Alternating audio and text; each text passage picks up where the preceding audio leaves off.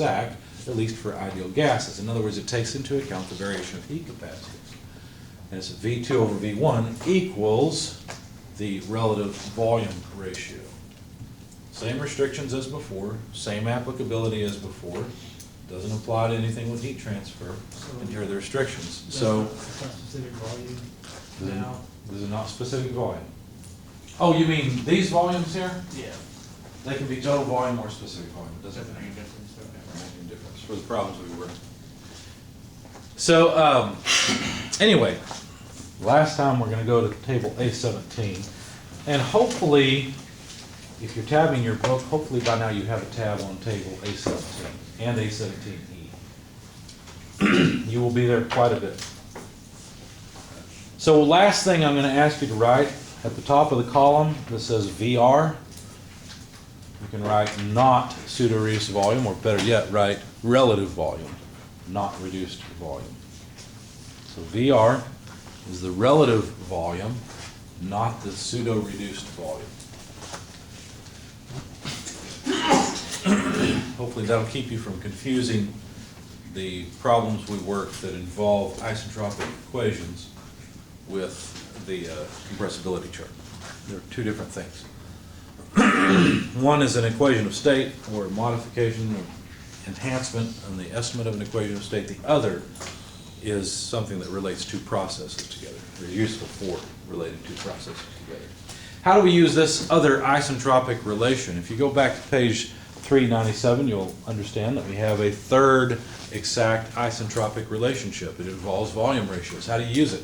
The same way you use the pressure ratios. Notice that what's convenient about this one is if you know the volume at the beginning and the end, the specific volume, then you can use this expression instead. It's more convenient than going and calculating the pressure. Any questions on all of that? I know that's a lot to throw at you. Basically what that means is we have three new isentropic equations that are more exact, and if you look at it, it's actually easier to use, isn't it? Look at the expression. There's no exponent. You don't have to hit to the power of the caret button on your calculator. We're making your life easier. Well, that's not really fair, is it? Because you might have to interpolate in the table. All right, last thing we're going to talk about, I think this is the last topic in the chapter, is reversible steady flow work. Remember when we had a closed system and we discovered that the amount of work that the gas could do, the boundary work, is the integral of PDV? And we assumed, although I didn't point it out at the time, we assumed that this was a reversible process. There were no irreversibilities. Well, we'd like to derive an expression for the steady flow work developed by an open system instead.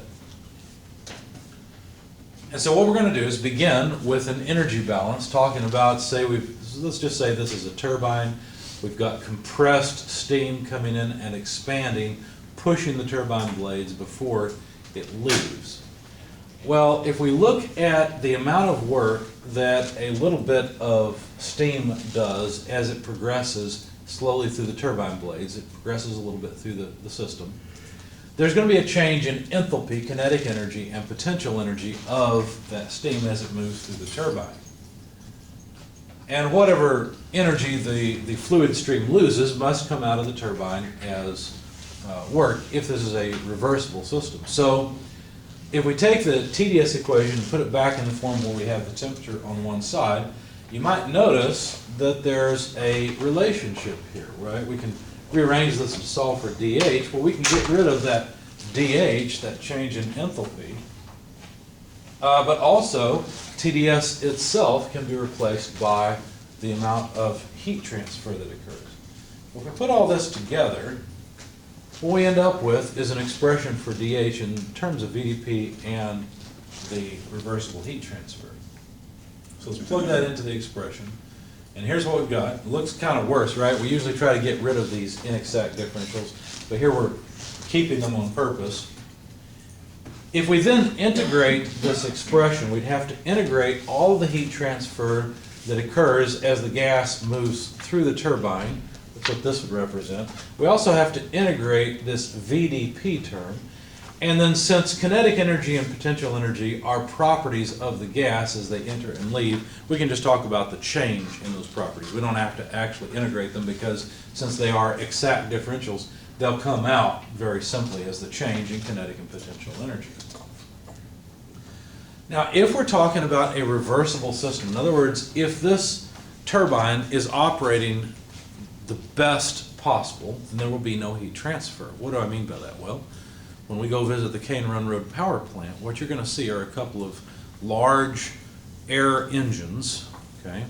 And then the waste heat from those engines goes and heats up steam in what's called HRSGs, or heat steam recovery generation. I can't remember what. We'll find out when we get there. Basically, it's a boiler that takes the hot exhaust gases basically out of these jet engines. That's kind of what they are. They're actually gas power cycles.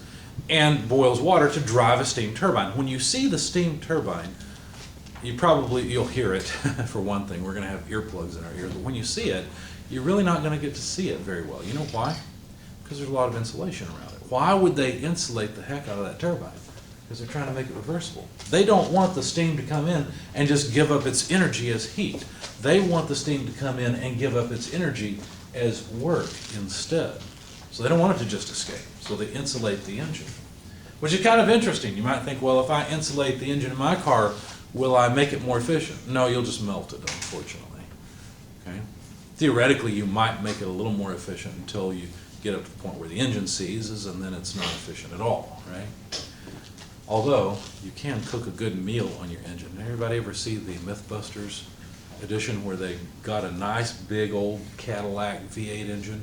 They had a chef come in and tuck in all kinds of food around the end. They actually did a real overboard attempt at this because they measured temperatures. They put a bunch of thermocouples throughout the engine, measured the temperature in many different places so they could get the optimum temperature for cooking certain foods. And at the end, apparently, the meal was delicious. They showed you eating it. And by the end of the episode, of course, your mouth was watering. You can't wait for Thanksgiving to come around. Anyway. So we're trying to resist heat transfer here because we want that thermal energy to come out as work, not as heat. Now, another thing, a lot of times the kinetic and potential energy changes of the fluid is so small we'll just neglect those. And so we end up with an expression for the steady flow work, the amount of work we get out of the turbine if it's operating really well as a function of the fluid flowing through the turbine. And so this is our expression for steady flow work, where the gases come in steadily and leave steadily doing work on the way, versus a closed system where the gases just expand and stay inside of the system. You'll notice that these two expressions are very, very similar. One is PdV, the other one is VdP. And it's kind of interesting that they look so similar, but they are in fact different. Now if we leave in the kinetic and potential energy changes, if we put those back in, we have still a reversible system, so there's no heat transfer. If we have a system where the specific volume is constant, then we can pull it out of the expression. And our expression would become fairly simply V delta P plus all the changes in kinetic and potential energies. Now this expression is really good when we're talking about a pump pumping liquid, right? Because liquids are pretty much incompressible. So this is an expression for the relationship between the work that goes into the pump and the fluid power change across the pump. The pump might change the pressure, it might change the kinetic energy, in other words the velocity, and it might lift it. It might change the height of the fluid and the gravity field. Okay? And in fact, there are many times when we have a straight section of pipe, for example, we don't even have a pump where there's a work interaction, and so there's no work going into or out of that system, right, where we have, say, a long run of pipe, and you end up with this expression. You might look at this expression and say, well, that looks pretty boring. It looks like you started off with something that looked theoretical, and I can see how this would relate to a pump, but why would I ever write this for a piece of pipe? Well, there's a whole class devoted to it. It's called Bernoulli's equation, right? And so in fluid power, you use Bernoulli's equation over and over again. Really, it falls out of an energy balance. Okay? So you might recognize this, and especially if I took this specific volume, instead of writing that way, if I had divided by the density, you might really recognize this expression as Bernoulli's equation. Of course, Bernoulli's equation is really useful. You can apply it to a carburetor, which is a fairly obsolete thing nowadays, but you use this in fluid power for many other things, and it's just a footnote here in thermo.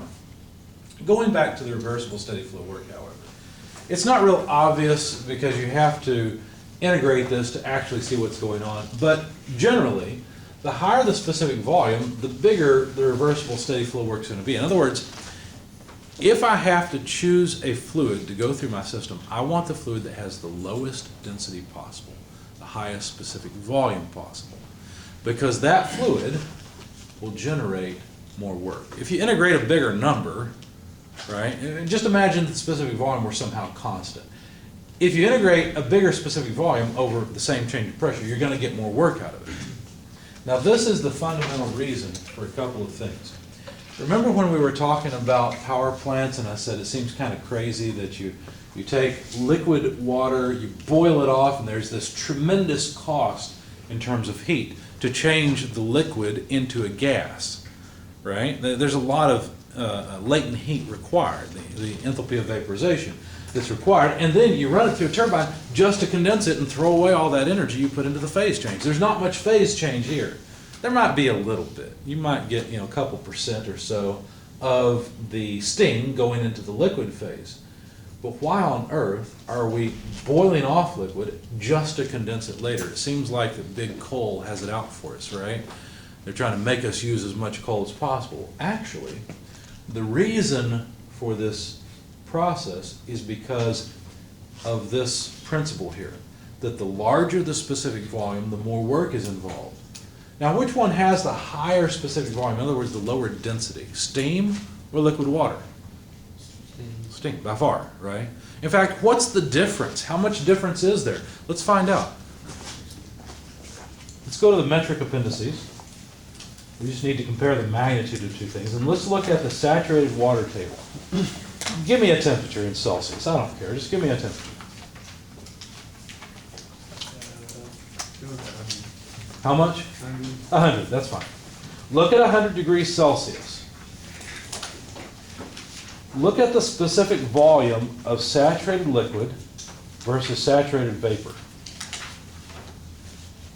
It's hard to wrap your head around how much difference that is. But let's just make the third decimal place dollars, okay? Would you like $1 or would you like $1,672? You see the difference in size there? There's a huge difference in the specific volume. One's about more than 1,000 times, more than 3 orders of magnitude. The reason that we do this, that we boil off the water and then condense it, is because we're going to get a tremendous amount of energy out of this very high specific volume steam, and we won't have to pay hardly anything. In other words, the amount of work we put in here will be very small to pump the liquid from the low pressure back up to the high pressure of the boiler. If this was a compressor instead of a pump, we'd be eating up almost all of the work that we produce. Well, that's not really true. You can design it so it eats up only about half or so. Still, that's tremendous. That's ridiculous, right? So the fact that we're throwing away something, you have to throw away heat anyway, right? That's what the second law says. Why not throw it away where it's convenient and makes the system overall more efficient, you see? So the whole reason for this boil off condense is so that the pumping costs, not just money, but the amount of work we have to put back, the percentage of this we don't get to use as electricity, is very small, and it makes the system actually very efficient, not very inefficient. There's a lot of things in thermodynamics like that that are counterintuitive, where on the surface of it you look at it and say, these idiots, if it was me, I wouldn't take this water and recondense it. I'd just let the steam go through the pump. Well, there's a good reason that's not done, right? You think power companies like paying for coal? No, not really. They don't own the coal, they have to buy it. So they want to buy the minimum amount to generate the most electricity possible. So of course they're going to do everything they can to improve efficiency. In fact, later on we'll talk about how you could improve the efficiency of a steam cycle. So putting a compressor here and trying to eliminate the condenser or reduce the condenser just won't work. So why, when we're compressing gases, do we cool it down? Well, this is kind of the opposite, isn't it? Here we're trying to produce work, here we're consuming work. We have to pay for electricity to drive this motor to then drive the compressor. Why they include these cooling fans? Well, as the air is compressed, what we really want to do is reduce its specific volume as much as possible. And so, since, if you think about it, you can say, well, this doesn't make much sense. I thought it'd be best if we didn't have any heat transfer. I thought it'd be best if this was isentropic, right? Adiabatic and reversible. Well, think about what's going to happen. After you compress the gas, what does its temperature do? Drops. Goes up when you compress the gas. When you release the gas, it's okay, you just had it backwards. When you expand the gas, it cools down. When you compress it, it heats up. You're going to then dump that compressed gas into this tank that's not insulated, right? So what's going to happen to the temperature in the tank? It's going to go down. You're going to lose heat anyway. So you may as well lose it here when it will help you and require less electricity to drive than later, right? You're going to lose it anyway. So just cool it while it's being compressed, and you'll increase the overall efficiency of the system. So if you look at the amount of work required to compress a gas, it depends on whether that gas is compressed isentropically, polytropically, or isothermally. Okay? There's a different amount of work associated with each one. If we compress a gas isentropically, what is isentropic again? PV to the N equals C, remember that?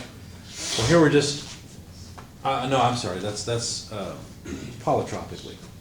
Isentropically is PV to the K equals constant. How is it possible that PV to the K equals constant? Let me show you how this works. Go back to page 396. And look at the third isentropic relationship. Remember the one that's not as exact. The approximate isentropic relationships. See how we have P2 over P1 equals V1 over V2 to the K? If you rearrange that and put all of the state 1 on one side and all of state 2 on the other side, really what you're saying is that the left and right side are equal. And ultimately what you're saying is that this is a constant. So you're saying that P times V to the K is a constant. You're really saying this. In other words, it doesn't change from one state to the next. They are the same. And so if that's the case, then we can rearrange it and plug it into this expression. In other words, we can solve for V in terms of P, and look, we're integrating over P. That would allow us to actually perform the integration. Now there's a lot of calculus from here to here, okay? Don't worry about it, I didn't bore you with that. Here's the result. Now you need to make a note of this. Page 397 includes, the isentropic steady flow work. So if we're talking about a compressor that compresses gases isentropically, well then here's the amount of work that would be required to drive that compressor. This would be wonderful. As much energy as possible would be in the gas. Okay, that would be the ideal situation. And how much work are we talking about? Well, it's just an integral, so it's an integral of specific volume over pressure. So here we have a pressure versus volume diagram. The area we're talking about, since we're integrating over pressure, is this area, you see. Because here's the process curve that represents an isentropic process where P times V to the K is a constant. And that's the expression for this area here, okay? Now if we have a polytropic expression, PV to the N equals a constant, well then the curve's a little bit different. You see the polytropic gas there. In that case, since PV to the N is a constant, we end up with an integral that looks just like it was for the isentropic expression. That's not really a surprise, right? It's just the difference in N versus K. And you end up with something where we have N instead of K in the integrated form. And it turns out N will always be between 1 and the ratio of heat capacities, K, for any gas. So that's a different area. If we have an isothermal process, what is isothermal? Well, that means PV equals a constant. How do we know? Well, let's back up for just a second. We're still assuming an ideal gas, right? The ideal gas law, PV equals RT, right? If you take PV equals RT and it's an isothermal process, that means the temperature is constant. So the RT side of the equation is just a constant. So PV equals a constant. That constant is the gas constant times the temperature at which this process occurs. This is equivalent to an exponent on V equal to 1. You see, all we've done so far is played with the exponent. We went from the ratio of heat capacities to the polytropic exponent N to now 1. And in that case, we get the minimum amount of area. And so the reversible steady flow work for an isothermal process for an ideal gas is this expression. Now, notice that these three expressions are on page 397, and they're at the end of the first column. Okay. Now, the next thing we'll talk about is isentropic efficiency, but before we get to that, I'd like to work some example problems. Any questions before we go into some example problems? I think it's about time for a break. You had a question? Go ahead. So we can use these words like for solving what type of work? It's not. Good question. Can you use this for a piston cylinder device? You're right. Why can't we? Because that's boundary work. That's boundary work, and these are open systems. Okay, this is the work. So you might want to make a note next to these three equations and say only used for open systems, where you got mass flowing through a system. Can we use these for anything other than ideal gas? Can we use these for liquids? No, because we've assumed ideal gas for all three of these. So another restriction on this is ideal gas.